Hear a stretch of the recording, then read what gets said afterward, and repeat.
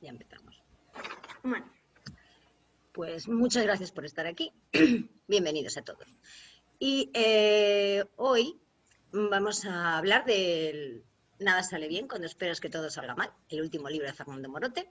Primero voy a hacer yo una entrevista a Fernando Morote, hablaremos del libro los dos, y después los compañeros de Templo Furor harán una tertulia. Entonces, voy a arrancar ya.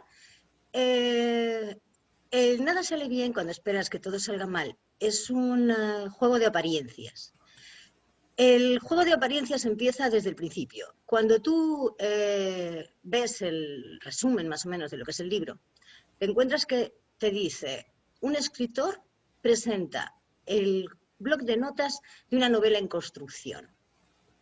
Y la novela va sobre la historia empresarial de un padre y sus dos hijos, que tras el estrepitoso fracaso del negocio familiar, una cadena de burdeles itinerantes, emprende un negocio nuevo, una aventura, y esa aventura es una escuela de sexo oral solo para hombres. Pero esta parte es un juego de apariencias, lo que he dicho antes. Y el juego de apariencias empieza con la propia portada. La portada... En la portada lo que vemos es, sobre un fondo violeta, un cuadro con marco de madera, y dentro del cuadro parece que es un lema, que es el título del libro. Las letras tienen tamaños diferentes, tipografías distintas, incluso están en distintas direcciones. Nada está ordenado, todo está completamente caótico. Y en la portada, en la contraportada, lo que leemos es, cuando te ves al borde del precipicio, te conviertes en águila o te traga el vacío. Este trabajo se trata de respirar en medio de la balacera. Si vas a la guerra, no puedes entrar al combate esperando que no te disparen o intenten hacerte estallar en 1000 pedazos. Tienes que saber cuándo mantener la disciplina, pero también tienes que aprender cuándo romper la rutina. Ya que no hay forma de satisfacer a ciertos clientes, hay que probar soluciones salvajes, extravagantes, incluso excéntricas. Si resultan, estamos salvados. Si fallan, significa que hemos llegado al final de la ruta. Esta portada, aparentemente sencilla, simple, no lo es en absoluto. Ya nos lo explicará Morote después. Y cuando salimos de la portada, entramos a lo que sería el libro.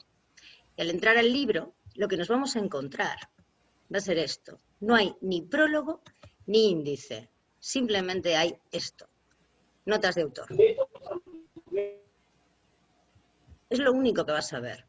Después de las notas de autor, lo que viene son las notas. Y las notas se ha usado para el texto base una tipografía que recuerda a las máquinas de escribir. Y para las referencias de estas notas, una tipografía caligráfica. Esto sería el aspecto externo de Nada.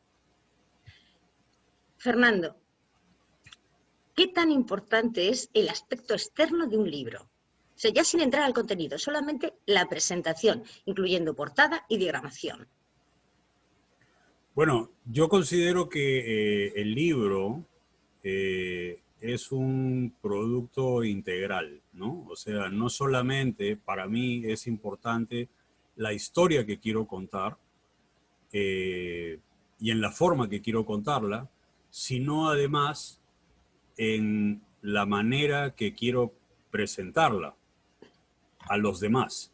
Esto incluye el aspecto externo del libro, ¿no? Que podríamos decir que es una relación íntima entre el fondo y la forma, ¿no? Ambas, desde mi concepto personal, se retroalimentan, ¿no? Es importante la historia, pero también para mí es fundamental escoger la manera apropiada para contar esa historia, ¿no? Y una vez que he llegado a esa parte, también estoy tratando de visualizar cómo jugar con la portada, el tipo de letra, porque lo que me interesa a mí como lector siempre ha sido el atractivo que representa el libro. Entonces ahora yo como autor quiero ofrecer eso también a otros, que cuando tengan el producto llamado libro entre las manos sea algo cálido, atractivo, interesante, dinámico, divertido. En este caso en particular, nada sale bien cuando esperas que todo salga mal. Ya desde el título estoy tratando de jugar con una frase que se dice muy a menudo, ¿no?, en el lenguaje popular, pero en el fondo encierra toda una filosofía de vida, ¿no? O sea, ¿cómo voy a tener éxito en una empresa, la que sea, si ya desde el principio me siento derrotado, fracasado? No tiene sentido, ¿no? Y eso mismo, esa mentalidad que a la persona que la lleva, que la arrastra, la desmorona también, es mi manera de graficarla en la portada, ¿no? Por eso que algunas de las palabras están escritas correctamente y otras están de cabeza o cruzadas, mirando para otro lado, porque lo que quiero de entrada es transmitir la sensación de que algo aquí no está bien, ¿no? Pero si además abren el libro y encuentran las notas de autor, bueno, ¿qué es esto? Ya hablaré de eso quizás un poco más adelante, pero me gusta que el tipo de letra, el tamaño de la letra, todo sea algo visualmente atractivo para el que se anima a abrir el libro, o sea, que sea acogido, la invitación que se le hace a leer sea luego una experiencia acogedora, ¿no?, para poder seguir continuando. Eso es. Vale. Y el libro, el formato que eliges para el libro es el de blog de notas. El hacer un libro que sea un blog de notas puede hacer que el lector tenga la sensación de que se trata de un producto inacabado. O sea, está sin terminar. O sea, es como si le hubieras dejado entrar en la última fase de ese proceso creativo. ¿Cómo se te ocurre elegir ese formato? ¿Y ese formato se te ocurrió antes de empezar con el proyecto o en el desarrollo de los textos, en el desarrollo del trabajo aparece ese formato? En principio no tenía idea realmente cómo lo iba a desarrollar. Tenía claro el qué, o sea, qué era lo que quería contar, pero no estaba muy seguro del cómo. Entonces, en un momento dado, como yo soy muy aficionado también a la pintura, lo que quise fue trabajar como lo hacen algunos pintores, ¿no? O sea, hacer primero dibujos o bocetos preparatorios para luego armar una pintura mayor.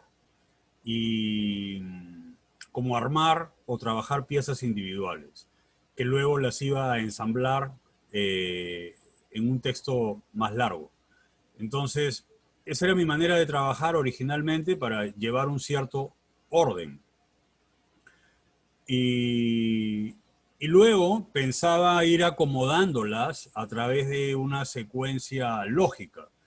Pero en el transcurso de la escritura dije, voy a tratar más bien de contar la historia a través de las notas. Porque lo que yo trato de hacer siempre en cada libro es divertirme con lo que hago. Por eso que cada libro que hago también trato de desarrollarlo de una forma diferente, ¿no? O sea, cambiar un poco el ritmo, cambiar un poco el formato, la presentación, la aproximación a la historia, incluso el lenguaje. Trato de variar un poco para yo sentirme fresco en el trabajo. Y eso fue lo que sucedió con estas notas. La sensación de que es un producto inacabado es precisamente el acabado que decidí darle al libro, ¿no?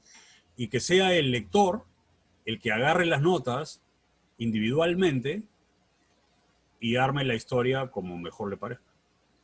Pero cuando tú decides que el libro va a ser un blog de notas, a la hora de corregir los textos, incluso de escribirlos, te tienes que poner una especie de freno de mano. O sea, tienes que plantear y tener presente todo el tiempo que es un blog de notas. Sí, es correcto. Esta es la idea de que tiene que dar la sensación de que es un borrador, algo que va a ser mejorado, ¿no? Y eso también para mí en este libro ha sido una lucha constante porque soy bastante maniático, obsesivo, neurótico con la cuestión del vocabulario, las repeticiones, etcétera, ¿no? Pero al tratarse de, ya cuando decidí que iban a hacer blog de notas, sentí que tenía que trabajar en soltar un poco esa obsesión por querer hacer las cosas en su lugar, poner cada cosa en su lugar, ¿no? Y eso tiene que ver también con que los personajes o las situaciones que se presentan tienen que responder a un grado de verosimilitud, ¿no? A pesar de que en el fondo de la historia hay toda una dosis de alucinación también, hay partes en las que quiero que se encuentre una cierta coherencia. Y el libro, por ejemplo, bueno, cuando tú lo lees y dices, vale, si esto es un bloc de notas, cuando por fin se monte la novela y desaparezcan las referencias, hay textos que así no podrían ir, literalmente. Porque, por ejemplo, hay textos, las unidades especiales, el nombre de la unidad especial está en la referencia.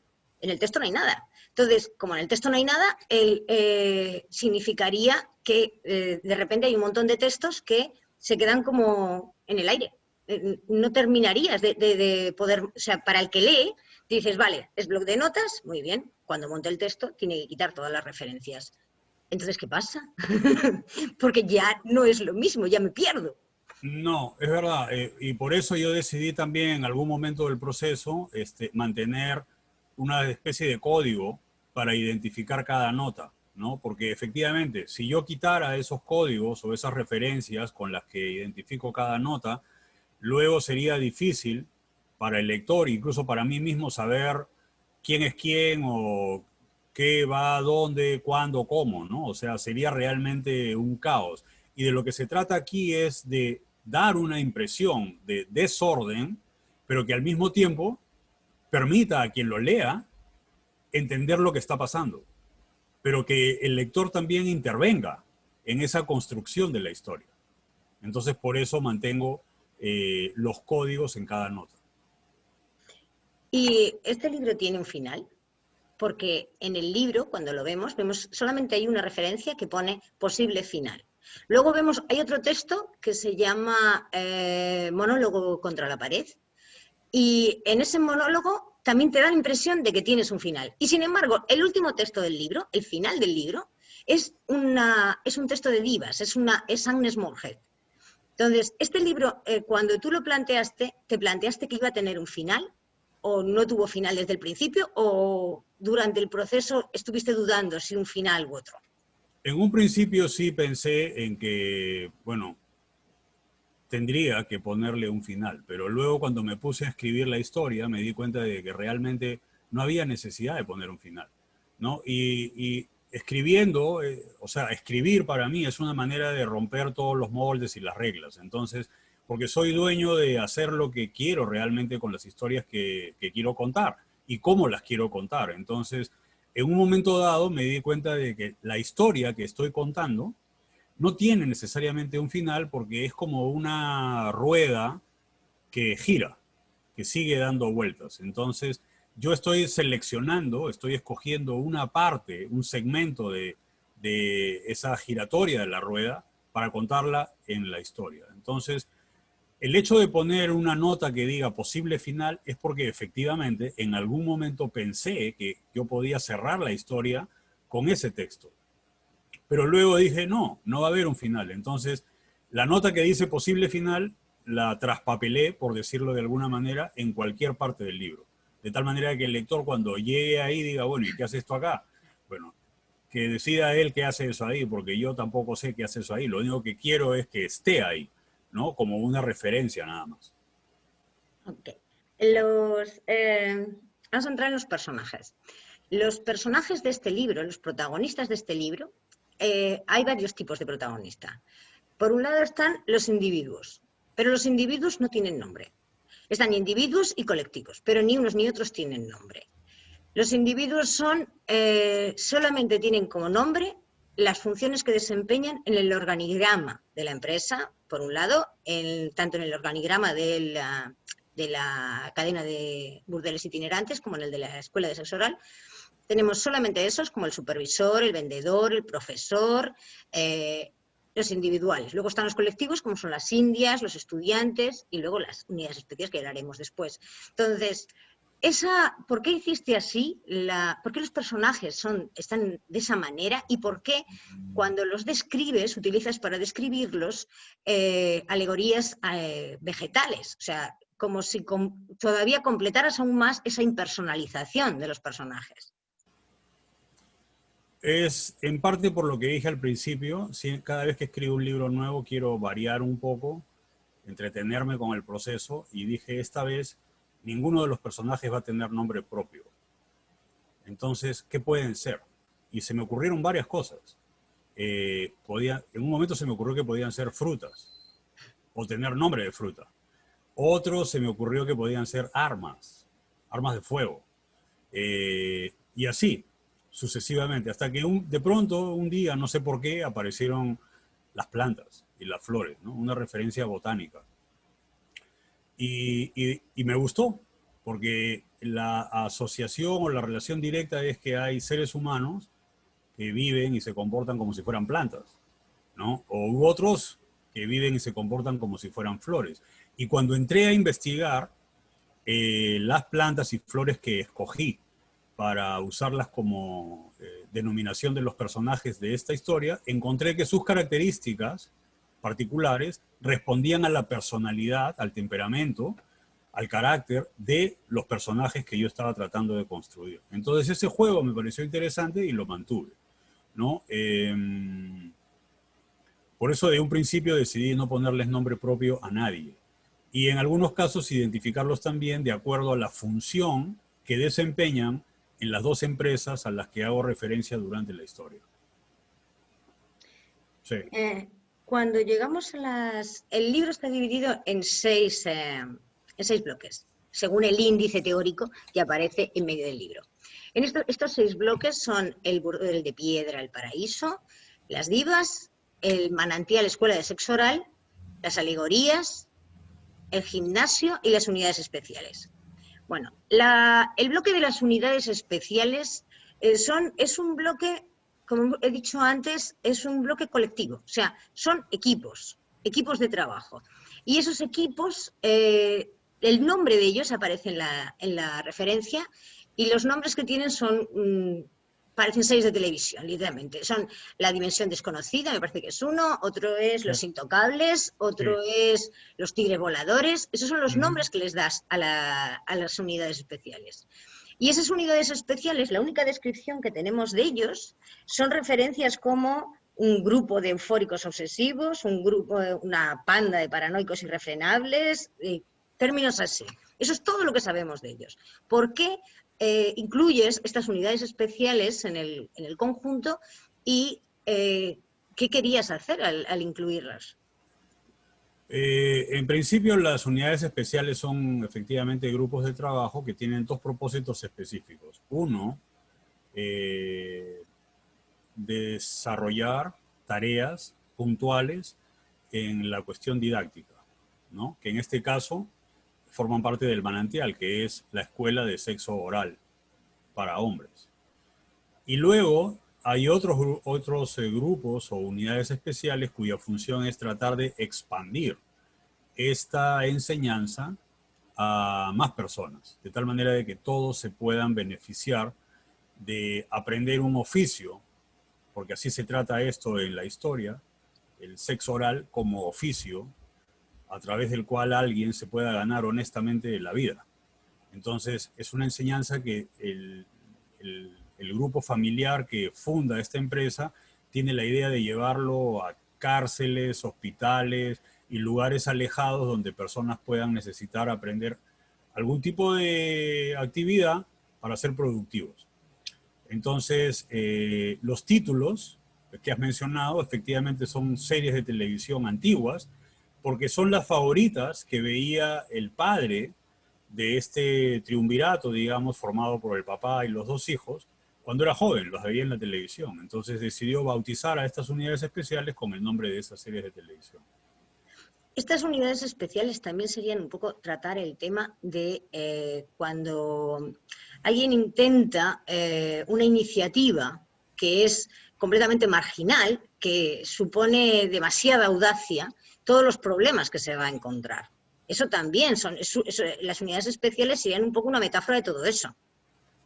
Sí, porque lo que yo trato de hacer siempre, no solo en este libro, sino en casi todos los que he escrito hasta ahora, es hablar en tono de humor sobre cosas serias, ¿no? Porque hablar en tono serio de cosas serias, para mí es mortalmente aburrido.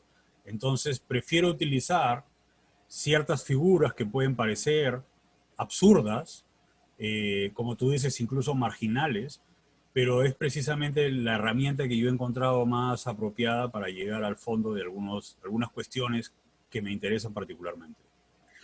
Y en los otros dos bloques, de los que he mencionado, hay dos bloques que son el gimnasio y las divas, que son los únicos bloques que están narrados en primera persona. Pero además de estar narrados en primera persona, no sabemos quién habla. En el caso de las divas, no tenemos ningún tipo de información. Nada, no sabemos nada, porque parecen sueños. Entonces, él va encontrándose con una serie de mujeres que, por las referencias, sabemos quiénes son actrices de cine clásico, y en el caso del gimnasio, el protagonista sí da algunas pistas y tú puedes identificar que es uno de los trabajadores de la empresa, sobre todo, por ejemplo, cuando dice que gracias al gimnasio no acaba matando a nadie. Es el instinto homicida lo mata en el gimnasio porque si no acabaría destrozándolos a todos. Eso se nota que él es un empleado de la empresa. ¿Por qué estos dos bloques son así? ¿Y por qué papel hacen en el libro? ¿Qué función tienen?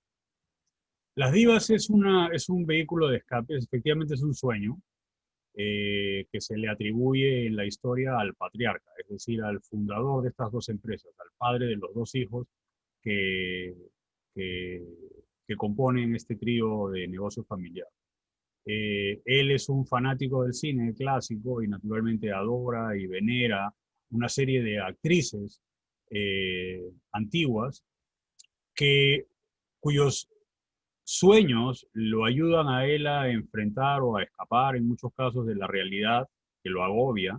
Y por otro lado también lo motiva, lo inspira a buscar soluciones prácticas a problemas que se le presentan en su vida personal, pero también en su vida comercial, en su vida empresarial. El gimnasio, por otro lado, efectivamente no se atribuye a ningún personaje deliberadamente, porque de esa manera pretendo, espero, intento que el lector se lo pueda atribuir a quien decida, a quien escoja, porque puede valer para cualquiera de los empleados de estas dos empresas. Y el gimnasio es como un oasis donde estas personas, sometidas a presiones rigurosas de trabajo todo el tiempo, a conflictos diarios, van a descargar no solamente estas tensiones físicas, sino también a limpiarse mental y emocionalmente de toda esa carga que arrastran día a día. Y volviendo al tema de las apariencias, nada sale bien cuando esperas que todo salga mal. En teoría, es una historia de una empresa, de una familia, que primero tiene una empresa en el ramo del entretenimiento y después se interna en el ramo de la educación.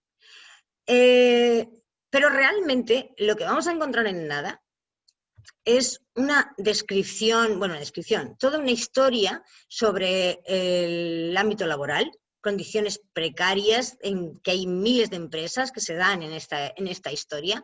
También nos vamos a encontrar cómo son las relaciones dentro del organigrama de una empresa.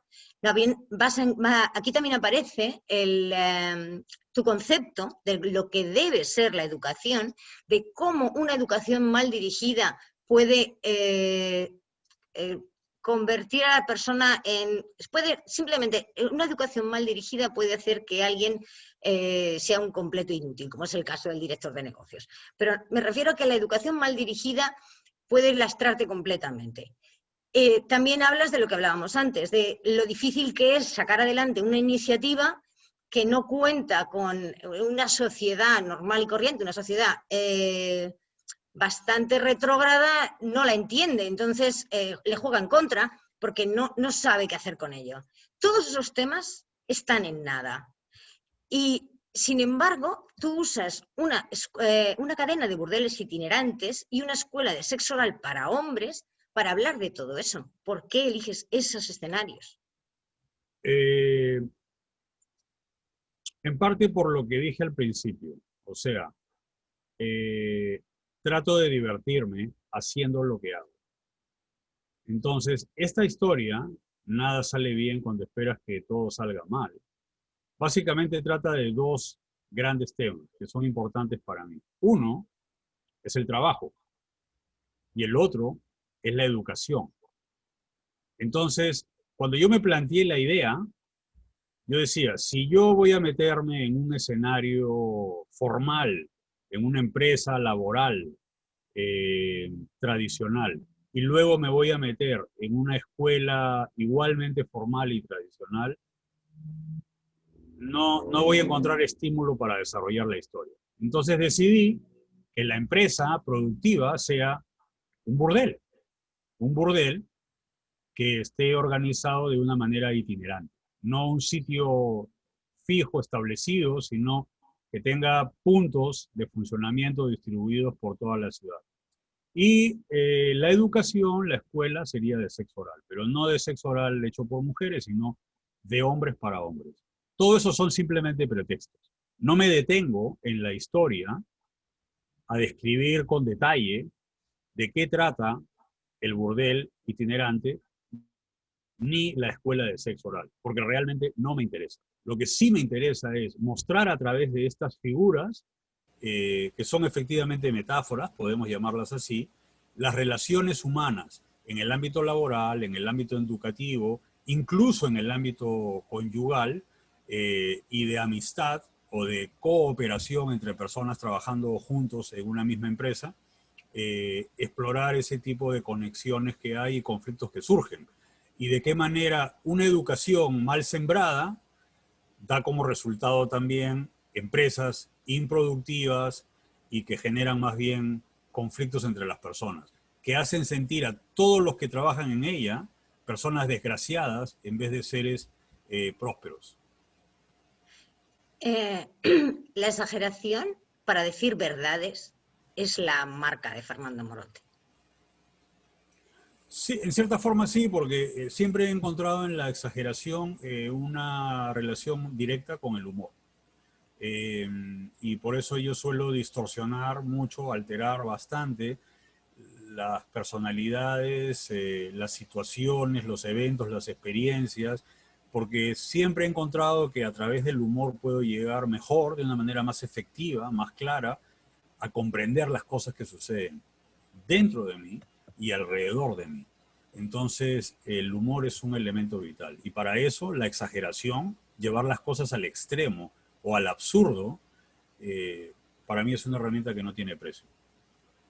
Bueno, pues ahora vamos a darles el relevo a,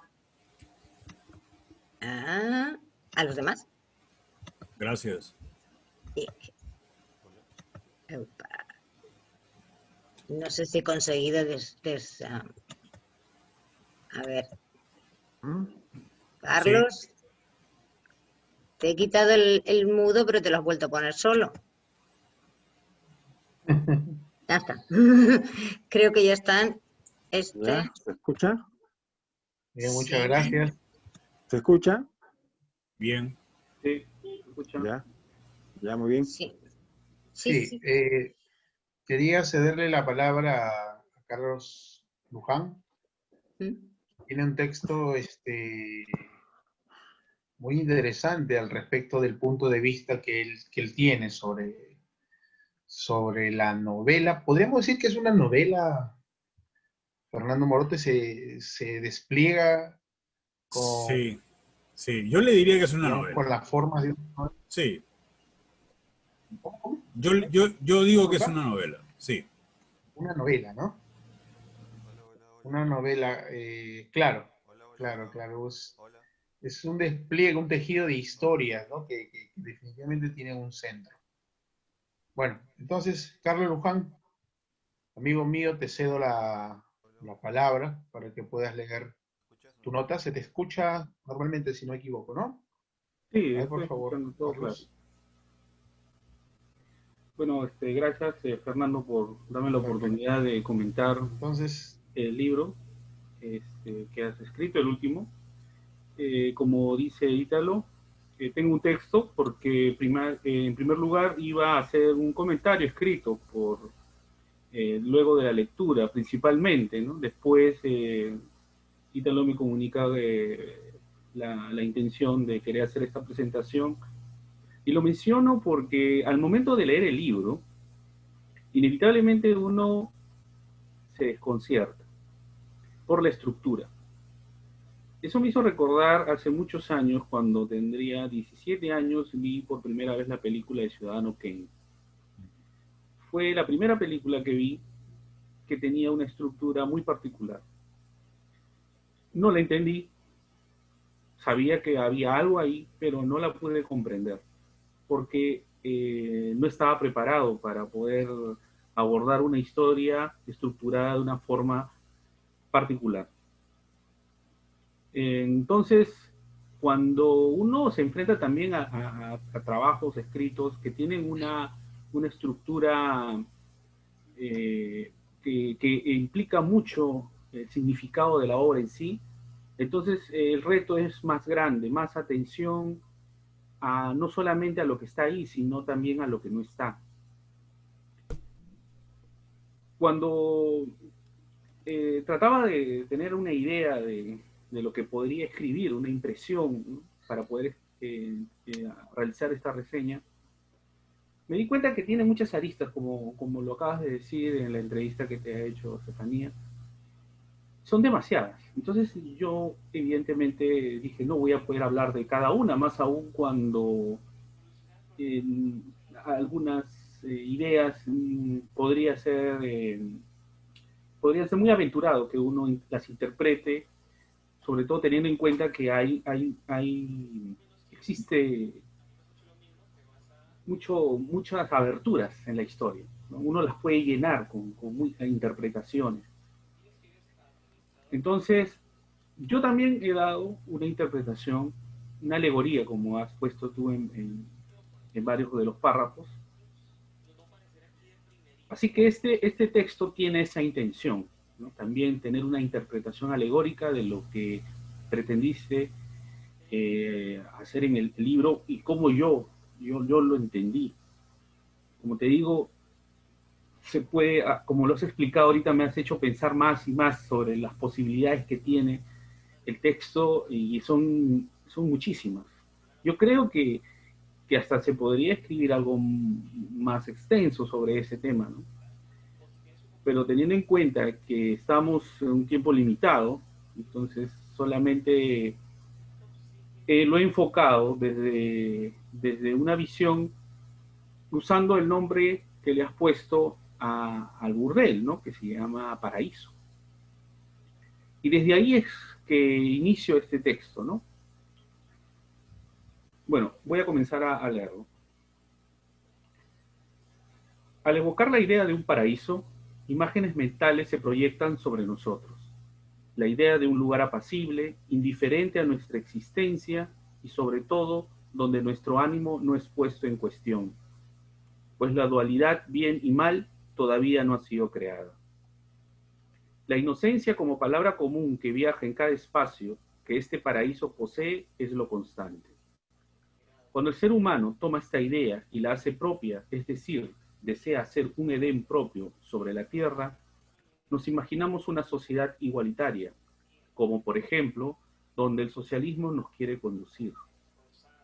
Mario Vargas Llosa lo describe así: una sociedad sin pobres ni ricos, donde un Estado generoso y recto distribuirá la riqueza, la cultura, la salud, el ocio y el trabajo a todo el mundo según sus necesidades y su capacidad. Y por lo mismo, no habría injusticias ni desigualdades, y los seres humanos vivirían disfrutando de las buenas cosas de la vida, empezando por la libertad. Esa utopía jamás se realizó, como lo afirma Vargas Llosa. Sin embargo, la búsqueda de ella hizo que nos liberáramos de muchas injusticias. La realidad nos hace pisar tierra, haciéndonos saber que la idea de un paraíso terrenal es imposible, porque para gozar de algunas de sus ventajas debemos perder otras. En el libro de Fernando Morote llamado Nada sale bien cuando esperas que todo salga mal, nos acerca más a dicho postulado. Justamente el espacio donde desarrolla su trama se llama El Paraíso, un prostíbulo conformado por unidades móviles que se trasladan hacia lugares donde capten la mayor cantidad de clientela, como las manifestaciones políticas, los desfiles militares, los partidos de fútbol, los conciertos musicales, etc. El negocio se presenta como un catalizador de las energías violentas y, por lo tanto, ejercen una función pacificadora en la sociedad. Sin embargo, como el título del libro lo dice, el origen de tal emprendimiento luce los vicios propios de una sociedad sufrida e injusta. Crear un paraíso en esas condiciones tiene un precio que se develará conforme avance la historia. El autor hace uso de alegorías para representar con cierta ironía, pero también candor, su paraíso. Así, lo decora con una naturaleza artificial que disfraza las personalidades de los individuos involucrados en este lugar llamado originalmente Burdel de Piedra. Hallaremos en este desdichado Edén al roble, el patriarca, el dueño de la empresa, la amapola, la vicepresidenta, la encargada de administrarla, y el ficus, el director de negocios. Ellos conforman el triunvirato, que comete una serie de desatinos que llevan a un lugar aparentemente próspero a su descalabro. También encontraremos en el organigrama a otros huéspedes de este extraño jardín de almas extraviadas. La hiedra, la inútil secretaria, el granado, el desafiante vendedor, el helecho, el escabroso repartidor, el San Pedro, el alucinado socio, el sauce llorón, el melancólico y desgraciado mecánico, la costilla de Adán, el supervisor, el caballo ilustrado del establo, la hierba mala, las indias o las maltratadas puntas de lanza del paraíso, las que nacen, crecen y se multiplican en lugares donde nadie quiere verlas, siendo una de ellas las que lleve el negocio a su ruina y otras más alegorías propias de esta floresta contradictoria. La estructura fragmentada del libro nos permite desgranar cada personaje en situaciones donde destacan las características que el autor les quiere dar y que explicarán detalladamente las conductas para así justificar sus propios desenlaces. En las decisiones que toman no tienen cabida las cuestiones morales, porque cuando apenas alguno la asoma ante un problema, estas son expectoradas por la visión práctica de la vida. Aunque no todos estén de acuerdo con aquella postura, ya que como el autor lo remarca, quienes dirigen este paraíso lucían impecablemente informales en todo aquello que debía ser formal y obsesivamente formales en todo aquello que podía ser inofensivamente informal. El lector irá comprendiendo la trama conforme cada personaje se desarrolle, porque la historia en sí es subalterna a ellos. Así sabremos que son las decisiones y las personalidades de estos lo que construyen el drama. Cada detalle expresado en el libro descubrirá las debilidades de los individuos y que finalmente los terminarán expulsando de este particular paraíso. A pesar de tratarse de una historia sobre un burdel móvil que ofrece servicios sexuales, de acompañamiento, orgías corporativas, visitas a domicilio, show de strippers, venta de condones, lencería o juguetes sexuales, no encontramos detalles de cómo estos se realizan, sino el carácter de los personajes que están involucrados en esas actividades. Eso lo podemos ver en la sección llamada Divas o más sutilmente en el denominado gimnasio. Luego de esa experiencia fallida, se intentan reinventar en otro negocio, de la misma índole, con una estrategia y técnica descabellada llamado el manantial. Pero citando al autor, al igual que su antecesor, sigue siendo una catarata de conflictos, de injusticias, de desdichas, de confusiones, de desencuentros, de traiciones, de inexactitudes, de absurdos, de abusos, de lamentos, de sospechas, de manipulaciones, de contradicciones. Y es que la pregunta que el título del libro ronda es, ¿cómo esto podría salir bien? ¿Cómo hallar una coherencia, una sólida manera de estructurar una empresa basada en las pasiones humanas? ¿No es implícito que todo aquello llevaría a la perturbación y enmarañarnos hacia confusos pensamientos? Sus personajes lidian con ellos. Se busca encauzar lo práctico con lo pasional. Los hombres que escogen ir hacia ese paraíso llevan su sentir más sórdido y estos individuos, regentes del prostíbulo, inacabados y conflictivos, deberán guiarlos por esta fábrica de placeres, olvidando que deberán soportar las personalidades que se ocultan en una sociedad pacata. Las llamadas indias, la hierba mala, son las que debieron nutrir aquel espacio de lujuria y placer, y no ser desdeñadas. Ellas debieron ser las que nutrieran ese paraíso para que no se quebrara y secara, porque como dijo Julio Ramón Ribeiro, es vieja y exacta metáfora de identificar a la mujer con la tierra. Con lo que surca, se siembra y se cosecha. El arado y el falo se explican recíprocamente. Ellas son en realidad el humus donde estamos asentados, de donde hemos venido hacia donde vamos. Hacer el amor es un retorno, un impulso atávico que nos conduce a la caverna original, donde se bebe el agua que nos dio la vida. En este libro somos testigos que un mundo práctico e indiferente destruye la sensualidad y el frenesí. Es así que si lo despojamos de este, ¿cómo no podríamos esperar que las cosas terminen saliendo mal? Muchas gracias, Carlos. Excelente. Bueno, esa fue la impresión que tuve al momento de terminar de leer la lectura del libro. Como dije al principio, más aún ahora escuchándote,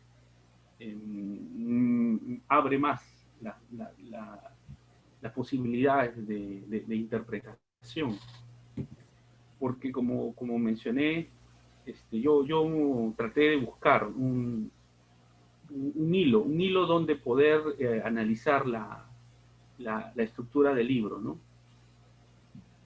Pero como digo, es muy propio, no es una interpretación particular, más que todo una impresión después de una lectura. Yo creo que una tercera, porque lo he leído 2 veces tu libro, una cuarta podría sacar y enfocarlo de otra manera y quizás escribir algo que contradiga lo que acabo de leer, ¿no?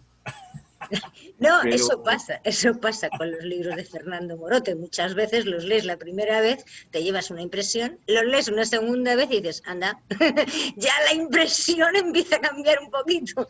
Y así, te va a pasar las veces que lo leas, siempre. claro, sí, se retroalimenta, ¿no? Porque Sí. conforme uno va leyendo, hay algo que le llama la atención, un punto donde uno persigue, ¿no? Entonces uno le quiere seguir el juego a ese punto que está ahí, ¿no? Y no ve los otros que están al costado. Claro, y cuando lo vuelves a leer, de repente otro detalle que no habías visto la primera vez es el que destaca. Claro, sí. A mí me pasó con el tema del gimnasio, como te comenté hace, Sí. que no encontraba cómo podría hilarlo, ¿no? El sentido. Claro, con lo demás. Sin embargo, la segunda lectura sí, ahí encontré algo que uno lo tiene que llenar, porque como son notas, porque de por sí al comenzar la lectura del libro, al que te digan notas, ya uno sabe lo que son notas, ¿no? O sea, uno también las ha hecho. Cuando uno escribe una nota, es un momento, una impresión, y luego viene otra, pero hay un espacio, hay un silencio. ¿Y cómo lo llenas? ¿Cómo lo complementas con lo que acabas de leer? Entonces yo creo que en parte el hecho de tener así fragmentado el libro permite que el lector pueda imaginar, pueda reinterpretar, pueda releerlo, y eso hace que definitivamente uno le pueda seguir encontrando muchas cosas escondidas.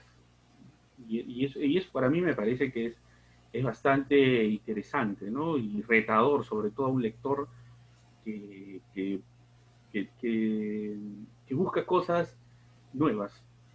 Porque, como digo hoy también, no en sí la historia está en los personajes, más que lo que se está contando, porque como mencionas, puede haber sido otra empresa, puede haber sido contando la misma experiencia, pero tener a esos personajes, Claro. darles esos nombres, esas características, Claro. este pasado, lo hace más interesante, como la vida misma en realidad, ¿no? Detrás de una empresa normal podemos encontrar que detrás de ello hay gente que en realidad pues, tiene un mundo muy complejo. Totalmente. Claro. Y hay una cosa bien importante que tú dices que influye mucho para mí, es el comentario ¿recordaste la película del Ciudadano Kane? Eso también para mí es un modelo, porque ese tipo de películas, como El Ciudadano Kane, que hay muchas otras similares en construcción, ¿no?, de la historia, son las que a mí siempre me han atraído más. ¿Por qué? Por lo que acabas de decir, porque ver una película de ese tipo es un reto, o sea, a ver, ¿por dónde va la bola? ¿No? Me la están tirando por aquí, por allá, por abajo, por arriba, cabeceo, salto, pateo, ¿qué hago? Entonces, yo estoy participando activamente. Y como yo me siento así como espectador, como lector, también como autor es lo que quiero hacer, que otros participen de lo que yo ofrezco, ¿no? Entonces, y el otro punto con el que coincido mucho contigo es el que encuentras en el libro cosas que parece que no tienen sentido. Ese también es el propósito. Que el lector diga, bueno, ¿y esto qué hace aquí? ¿Por qué está acá? Podría no estar. Sí, podría no estar, claro que sí, porque es una nota. Y una nota también puede, al final, desecharse, ¿no? Pero si te gusta, ok, quédate con la nota, ¿no? Y si quieres encontrarle un sentido, trata de encontrarle un sentido. Pero si no, también está bien que no lo tenga o no se lo quieras encontrar. Porque la idea es pasar un buen momento leyendo el libro o esa parte del libro. Así que te agradezco mucho, Carlos, por las impresiones. No, no hay por qué. Disfruté la lectura. Eso es lo principal. Claro. Vale. Italo, ¿quién va ahora? No tiene micro. Estás sin micro, Italo. Sí, sí, sí. Ahora sí. Ahora quiero, sí, voy a darle el pase a una pregunta de Ana Abreu. Ana Abreu quizá tiene preguntas. Excelente. Ana, ¿te encuentras ahí? Ana, como le dije, bueno, quizá no tiene voz, pero tiene voto, o sea, sí. ¿Alguna pregunta, Ana, sobre... Claro, Ana ha leído esos fragmentos, Okay. los fragmentos de la novela, ¿no? Incluso, si no me equivoco, la novela misma, y de hecho tiene una impresión al respecto. Ella ha escrito también novelas, es narradora, y me gustaría saber su impresión. Bueno, yo no soy un narrador consumado, lo diré. He jalado el curso como Fernando, además, lamentablemente. No he sido un alumno diligente, Fernando. Alguna vez subsanaré esa falta. Pero bueno, Ana tiene la pregunta ahí. ¿La leo, Fernando? ¿Te parece si la leo? Sí, por favor. Dice, Ana dice, coincido en la mención de la relación con el ciudadano Kane, porque es una narración que aparenta poner el foco en dos colores, blanco y negro. Pero en detalle hay una incisión de grises en donde los gestos hacen otra construcción.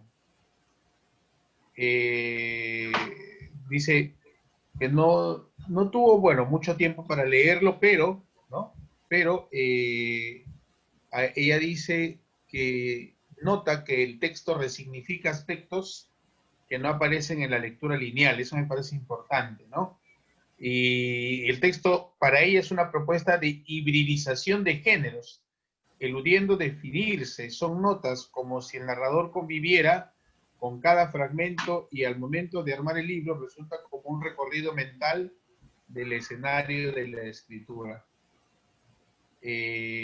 Agrega Ana que la forma del texto le hizo pensar en Puig, un narrador como una cámara, sigue las escenas y las relata.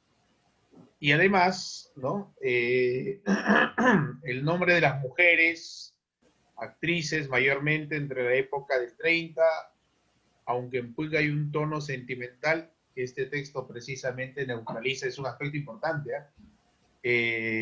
Fernando, bueno, vamos a llamar la voz del narrador, porque no es Fernando, ¿no? Ahora eso lo va a decir seguramente.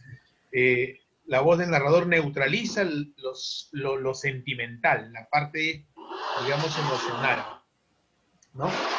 Y luego dice, Ana termina con esto, dice, la relación del tema, nazismo y prostitutas y el tono de informe no se puede evitar, dice, vincularla a Pantaleón y las visitadoras de Mario Vargas Llosa. Nos hemos recorrido por diferentes escritores. Bueno, yo personalmente creo que esas revelaciones son importantes y confirman lo que había dicho Carlos, lo que había dicho Fernando y también Estefanía, ¿no? Que las obras de Fernando pues son multívocas, definitivamente son como un juego de espejos, ¿no? Y Fernando pues definitivamente creo que al escuchar esto está cumpliendo su cometido, que es la de no darnos un relato pues con digamos, pocos rostros, ¿no? Sino una infinidad de posibilidades que se abren, se cierran, vuelven a abrirse y finalmente derivan, pues, yo supongo, en una gran interrogante, Fernando, ¿no? Que finalmente es es el mundo, pues, que es una novela, sino el mundo, o un fragmento de él, Claro. importante. Bueno, ¿qué opinas, Fernando, al respecto? Bueno, Ana nos dice eso. Bueno, lo que dice Ana también es una descripción precisa y perfecta de lo que he pretendido hacer con el libro. O sea, al presentar la historia bajo la forma de un conjunto de notas, en el fondo lo que trato de hacer es de exhibir, de delatar el proceso mental de crear, de componer la historia que quiero contar, ¿no? Ella estaba leyendo, vi en el texto que había puesto el recorrido mental. Es eso exactamente, ¿no? O sea, es como abrirme el cerebro y dejar que los demás vean lo que hay ahí. O sea, cómo he cocinado esa historia. Porque lo que hago es colocar todas las piezas para, si yo fuera otra persona, otro autor, utilizaría todas esas piezas para luego contar una historia de manera más lógica o quizás orgánica, ¿no? Pero como no es el caso, no es mi forma de contar las cosas, decidí dejarlas así. Armo cada pieza individualmente, las tiro al aire, dejo que caigan, se revuelvan, las recojo y según cómo llegan a la superficie, las voy acomodando. Claro que hay una dirección, tengo una dirección, o sea, por dónde quiero empezar, dónde quiero seguir, cómo quiero continuar y al final cómo quiero cerrar, ¿no? Pero eso va cambiando, en el transcurso de la escritura va moviéndose, es una...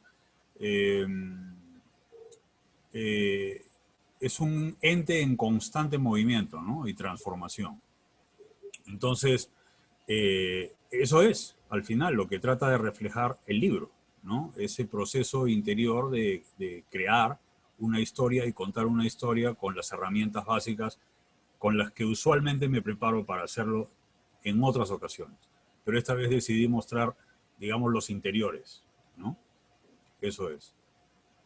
Y lo que dices tú también, Ítalo, es verdad, o sea, y vuelvo a decir lo mismo que dije al principio. Trato de mostrar varios rostros, varias caras, varias aristas, abordar varias cosas al mismo tiempo porque es la forma que yo encuentro de poder divertirme con lo que hago. Trato de no ser monotemático, ¿no? Porque entonces yo ya hubiera renunciado a escribir. Lo primero es, si yo quiero darle algo a alguien que lo entretenga, que lo divierta, que lo acompañe, que lo ilustre o que lo inspire o que lo ayude a pensar o lo que sea, todo eso primero tengo que experimentarlo yo mismo en el proceso de elaboración del material. Si es así, por lo menos me da una señal, una pista de que algo parecido podría pasar con otra persona, que en este caso sería un lector, ¿no? Muchas gracias, A ti. Fernando, por esta aclaración que es importante, ¿no? Es importante porque definitivamente revela algo más que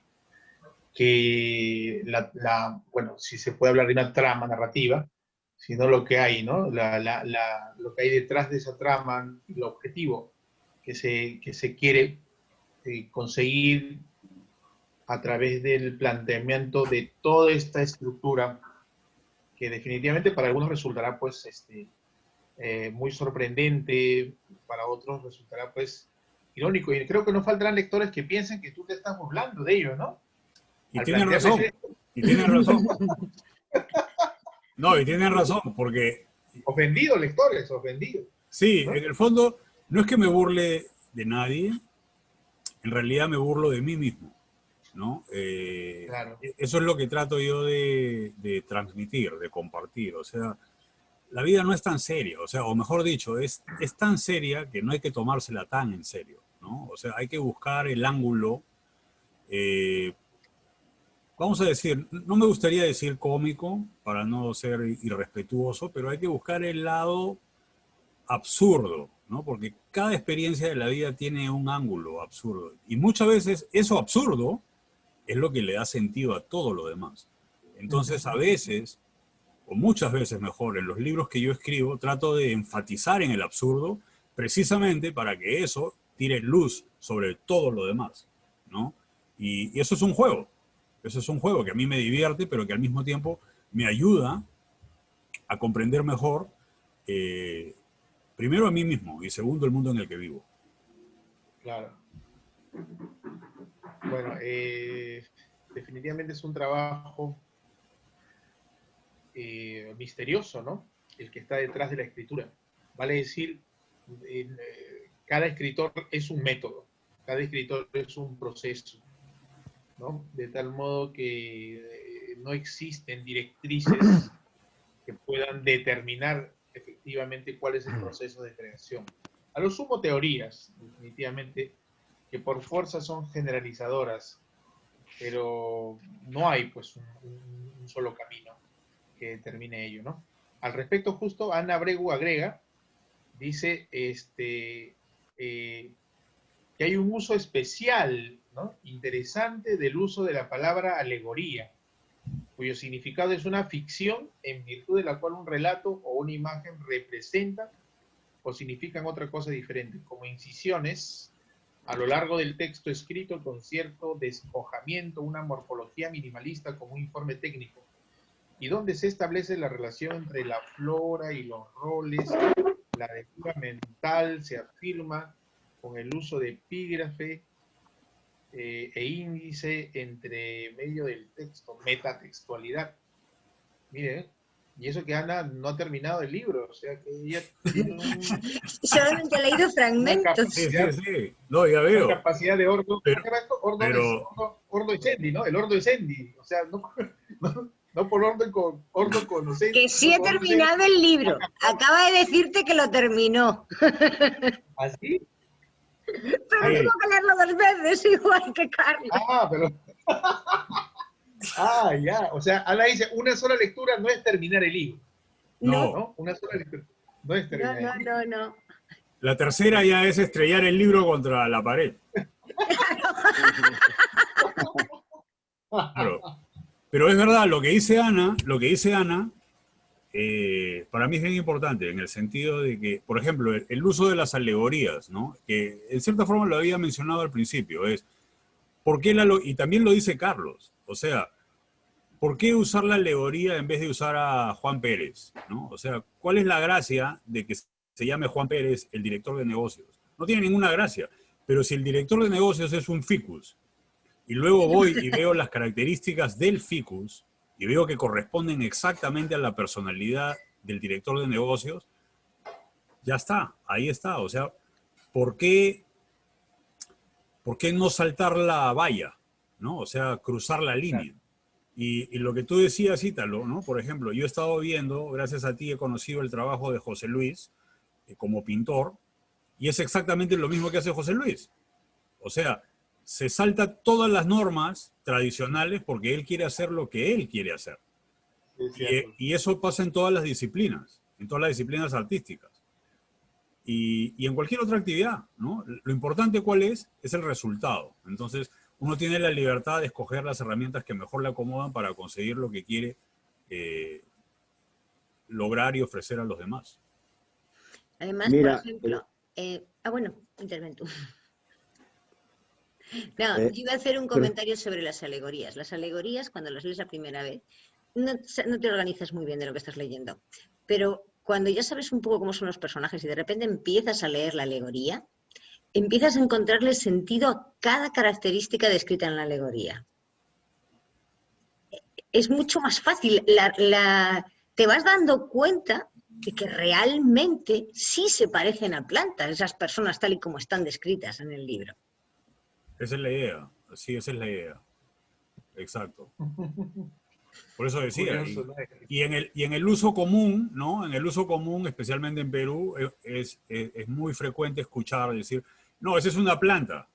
Claro que es una planta, o sea, eh, y eso también yo lo recordé cuando Bien, estaba escribiendo esto y por eso deseché bien. lo que les Carlos dije al Luján. principio, ¿no? Deseché lo de las frutas, deseché lo de las armas de fuego y aparecieron en mi pantalla mental las plantas y dije, bueno, las plantas estas son las que van a quedar, porque efectivamente es así. Ahora, ¿por qué escogí las plantas que están en el libro y no otras?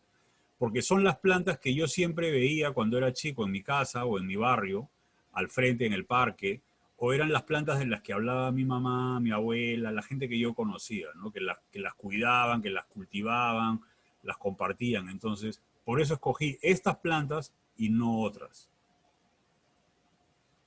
Mira, ¿se me escucha? Sí. ¿Sí?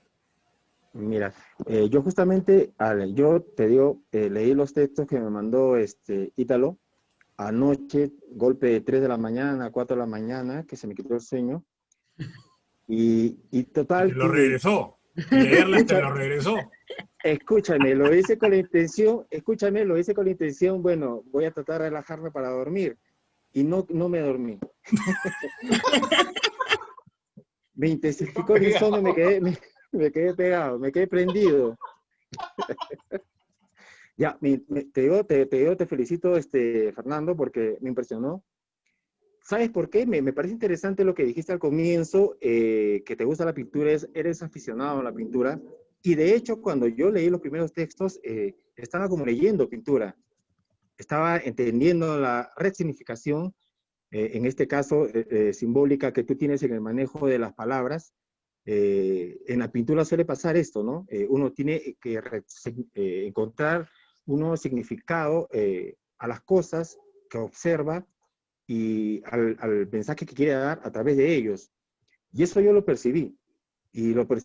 Percibí también la ironía, ¿no? La ironía y esta resignificación sabia de los elementos como las plantas, en cómo ocupaban sus puestos y lo hacía de una forma irónica, ¿no? Y realmente, te digo la verdad, me quedé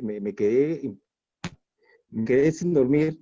Fuiste culpable de que no puedo, no termine, no quedarme dormido, que era mi objetivo inicial, me quedé despierto.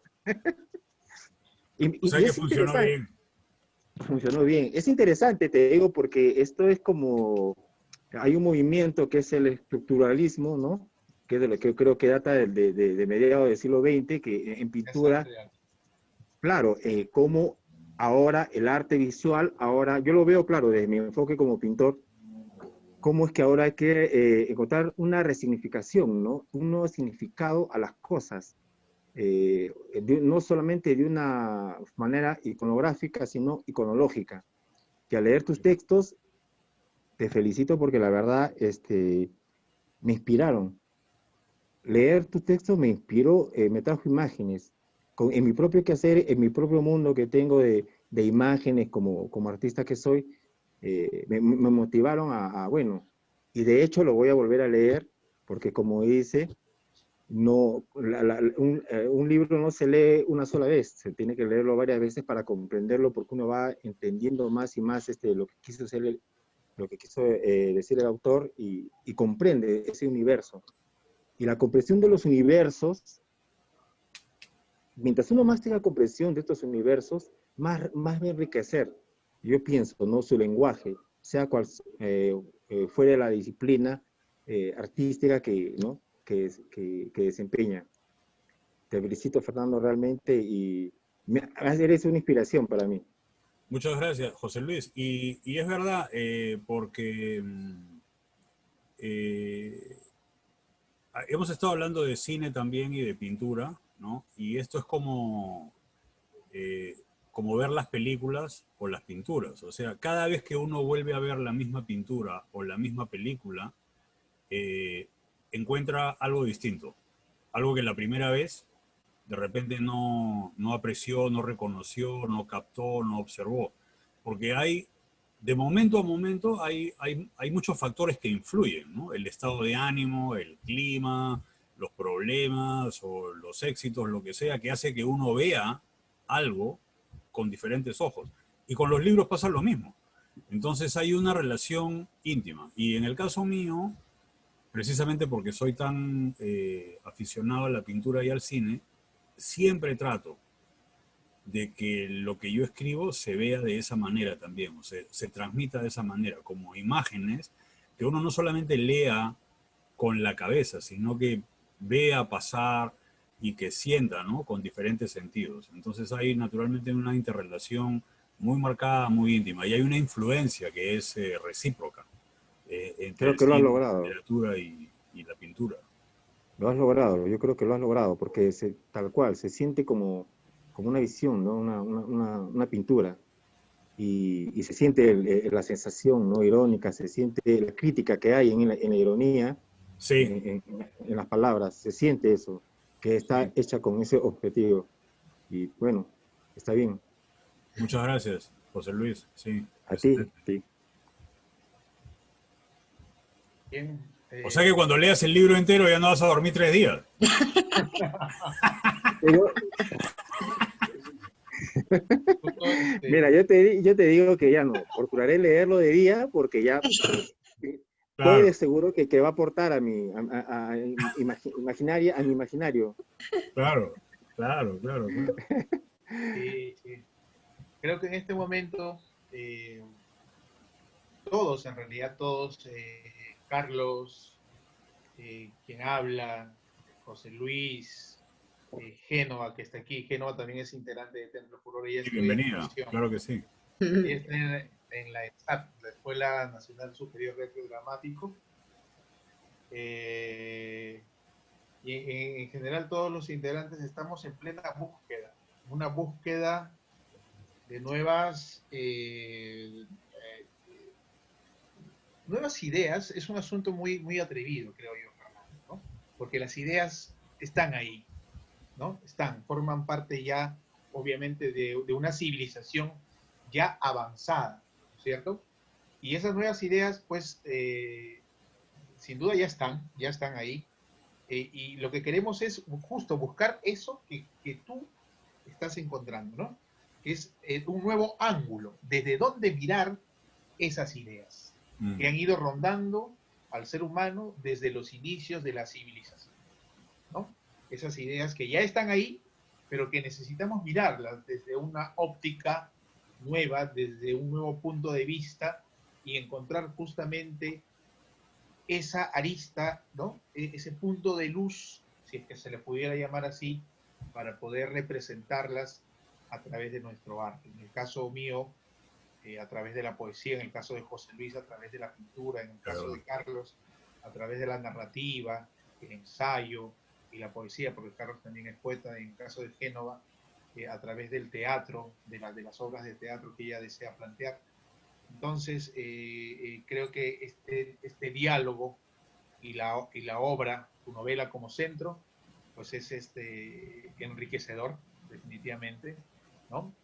Como, y ahora sí me atrevo a hablar del nombre de este escritor argentino, del cual yo también he aprendido bastante, y creo que todos hemos sido de algún modo alumnos de él, ¿no? De alguna u otra manera, por negación o por aceptación de Jorge Luis Borges, ¿no? Ahí ha estado siempre, siempre entre nosotros, ¿no? Porque lo hemos rechazado, porque lo hemos aceptado, o porque también lo hemos rechazado y aceptado a través del tiempo. Y bueno, ahí está, ¿no? Ahí está justamente cuando él plantea el álbum no es otra cosa, pues, que una especie de ojo, ¿no? A través del cual se ven la infinidad de estructuras de las cuales están pues hechas el mundo, ¿no? Entonces, creo que eso es importante. Y bueno, me encanta esta reunión porque cada uno de nosotros tiene pues justamente una visión, un aporte importantísimo. Bueno, no quiero hablar tanto tampoco sin darle pase a Carlos, que es invitado tuyo también. Supongo que nos dirá su impresión, alguna idea acerca de las lecturas que él ha dado, ¿no? Carlos, buenas noches. Claro que sí. Carlos, es Carlos Ruiz, ¿no? A quien te estás convocando. Le acabo de mandar un mensaje que si quiere que haga alguna pregunta, pero está mudito. Claro. No sé si no tiene audio, no sé. Sí, tal parece que no tiene, ¿no? Pero bueno, entonces, yo quería agregar, de todas maneras, estas ideas que son importantísimas. Es el hecho de la capacidad poética que tiene Fernando en su novela, ¿no? Por ejemplo, cuando describe al ficus, eso es un poema, o sea, prácticamente es un poema, ¿no? La cuestión de,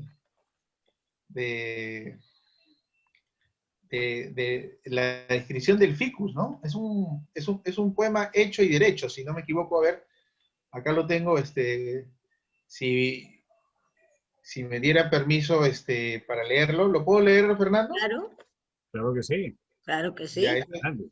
eso dice, alegoría número 2, director de negocios, dice. El director de negocios es un ficus. Su tronco se ramifica como un tenedor y sus hojas, oscuras y lustrosas, rememoran la imagen de un pan francés cortado por la mitad. Por su estructura de hongo o paraguas, es inmejorable para dar sombra.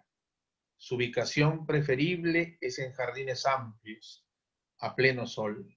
Su crecimiento se ve favorecido por climas cálidos. No tolera bien el agua fría. En algunos sitios su presencia es vetada debido a su extenso sistema radicular. No es aconsejable podarlo severamente, sino con tacto para dirigir su formación. Tiende a estrangular árboles mayores a fin de mantenerse erguido. Cuando sufre, reacciona defoliándose. Aunque puede alcanzar alturas descomunales, luce mejor como miniatura. Puede ser también una planta de goma, lechosa y pegajosa. Para beneplácito de muchos, su reproducción es sumamente difícil. Eso es un poema. Eso es un poema, sí, lo digo definitivamente. Claro, con la acidez propia del estilo de Fernando, definitivamente. Esa última parte de la reproducción. Para serte sincero, ahora que lo has leído tú, sí suena como poema, pero cuando yo lo escribí, no suena. O sea, es más aporte tuyo que mío a lo de poema, pero Claro, al final, lo principal, ¿sabes qué? Es que has terminado de leer y varios, casi todos creo, por lo menos los que tenemos la cámara abierta, nos hemos reído, ¿no? Porque se siente el tono sarcástico de la descripción. Eso es. sí, claro. Eso es. Pero aquí, no sé si me permiten la confesión de escritor, en mi caso. No tengo el atrevimiento tuyo, Fernando, sí, esa voluntad que tienes para explorar estas aristas tan, digamos, eh, qué nombre podríamos darle tan corpórea, ¿no? Del ser humano, esta cuestión sexual, ¿no? El sexo oral como representaciones, la cuestión de estos aspectos de sexualidad, ¿no? En ese sentido. Creo que se podría dividir a los escritores de dos clases, ¿no? Aquellos que mantienen una línea con tendencia a lo ascético en ese tema, y otros escritores que tienen más bien una línea de exploración, ¿no? Y una de exploración libre, ¿no? En la cual pueden hablar justamente de esos temas. Ahora aquí viene una gran pregunta, ¿cuál de ellos se sienten más libres? Creo que esa es la respuesta que le corresponde a cada quien, ¿no? Sí. ¿Cuál de ellos se siente mejor, quizá? No olvidemos ese poema de Borges, ¿no? De ese gran error que había cometido Borges, ¿se acuerdan? El no haber sido feliz, quizá por no haber escrito. Es de los temas que en el fondo quiso siempre haber escrito, pero que no pudo o no quiso hacer. Ahora que José Luis al principio se presentó con una fotografía de Ribeiro, Ribeiro también menciona algo así me parece que es en una de las prosas apátridas, en el que él dice que él hubiera querido en algún momento escribir rompiendo todo, rompiendo a pedradas todos los moldes, todas las reglas, todos los códigos tradicionales de escritura, y nunca se atrevió. Sí. Pero sin embargo Ribeiro es Ribeiro, ¿no? O sea, a pesar de que se frenó él a sí mismo, la obra que tiene Ribeiro es extraordinaria. Pero en el fondo, él guardaba secretamente ese anhelo, ese deseo de haber querido ser en algún momento más atrevido, ¿no? Más iconoclasta, por decirlo de alguna manera. Pero cada quien, como tú dices, cada uno responde a sus propios códigos, ¿no? Y eso tiene que ver también con la educación que recibe y con la educación que se da a uno mismo cuando uno crece, ¿no? Entonces, porque si no estás conforme con lo que te enseñaron o con la forma en que te enseñaron lo que te enseñaron, puedes ir a buscar a otra parte, aprender lo mismo de otra manera o aprender otras cosas completamente diferentes. Carlos quería intervenir. ¿Carlos? Sí, no, justamente había comentado a Ítalo que hoy día es el cumpleaños de mi hermana, entonces iba a tener que retirarme un poco antes de la reunión porque, bueno, pues me está esperando con mi padre, están justo, él vive acá arriba, entonces han bajado y me están esperando, entonces me hubiese gustado quedarme más para seguir hablando y preguntando, tengo varias preguntas. Sin embargo, pues yo el texto que leí se lo voy a pasar a Estefanía para que lo puedan, para que aparezca en Periódico Reverete, y lo puedan leer con más detenimiento. Mi intención era justamente que sea leído, ¿no? O sea, que cada uno lo pueda leer, no decirlo, porque quizás hubiera sido mejor si lo hubiera escrito como para un discurso, ¿no? Entonces quizás se pueda entender más lo que también pretendí escribir, ¿no? Igual quiero agradecer a Fernando por la oportunidad de comentar su libro, la invitación de Ítalo, Estefanía por estar acá, y la verdad es una oportunidad que he disfrutado bastante. Muchas gracias. Gracias a ti, Carlos. Muchas gracias por venir y un placer de conocerte personalmente. Ya nos conocíamos en otra manera, pero ahora un placer de conocerte y vamos a seguir en contacto. Sí, sí, claro, de todas maneras. Voy a seguir leyendo tus libros. De acuerdo. Sí. Muchas gracias. Ok, hasta luego. Chao. Adiós. Que pase buena noche. Chao, Carlos. Nos Buenas vemos. noches. Buenas noches.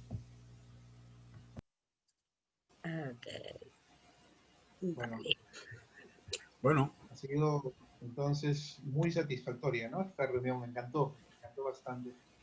Espero que se repita en tu próxima publicación, Fernando. Claro que sí. En cualquier momento que querramos hacer alguna vez te lo dije, ¿te acuerdas? Sí. Para hacer un recorrido por tu obra, ¿no? Sí, por supuesto. Podríamos comenzar.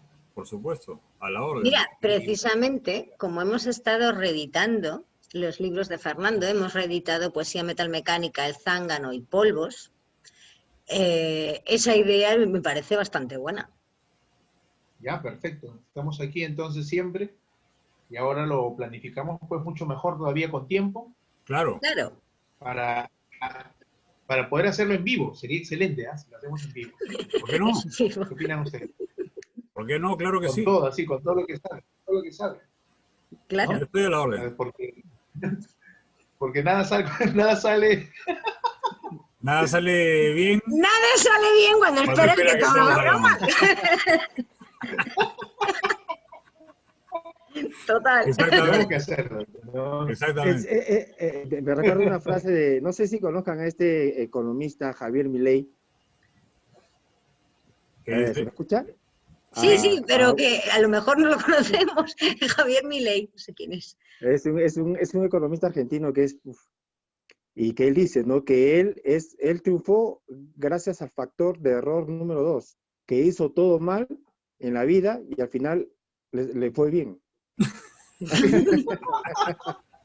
Eso Así fue, sí, me recordó esto, lo que estaban Esas son hablando las ustedes. paradojas de la vida. Así es. Sí, Él hizo todo mal y al final le fue bien. claro. A mí suele tiene pasar. sentido. Mm.